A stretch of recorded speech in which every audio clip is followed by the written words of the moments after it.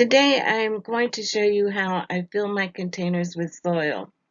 The cost of potting mix has gone up significantly. It can be quite expensive to fill your 18-gallon container with store-bought potting mix. I like to save money using a combination of materials that are beneficial to building healthy soil without breaking the bank. Below are links to my videos, Filling a Container Part 1 and Part 2, where I walk you through the whole process. Step 1. Starting with an empty 18-gallon storage container, find some tree branches or logs to put in the bottom of your container. Step 2. Add green and brown leaves or whatever you can find. I usually ask friends to save their yard clippings for me. Add shredded paper. Paper is made from wood and will break down and create soil. You can also add strips of newspaper. Step 4. Add cardboard. That can be toilet paper or paper towel rolls if you have some. If not, start saving for your next container. The nice thing about container gardening is you can set up one container at a time. You don't have to do your whole garden all at once. Step 5. Add a half a bag of inexpensive garden soil. Depending on the amount of other materials you've already added, you may want to add a full bag. You can also dig up some soil from your garden if you have some. Step 6. This is the most important step. Add your kitchen scraps. This is a good time to clean out your refrigerator. As the scraps break down, they create nutrients for your plants. I use fruit and vegetable peels. Don't put meat or bones in your containers.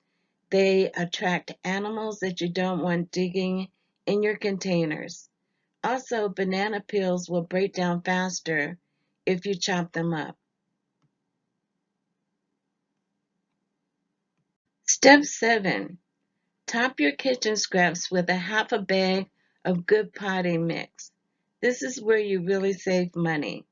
You only need enough of the more expensive mix to add about 1 to 2 inch cover over your kitchen scraps. Step 8.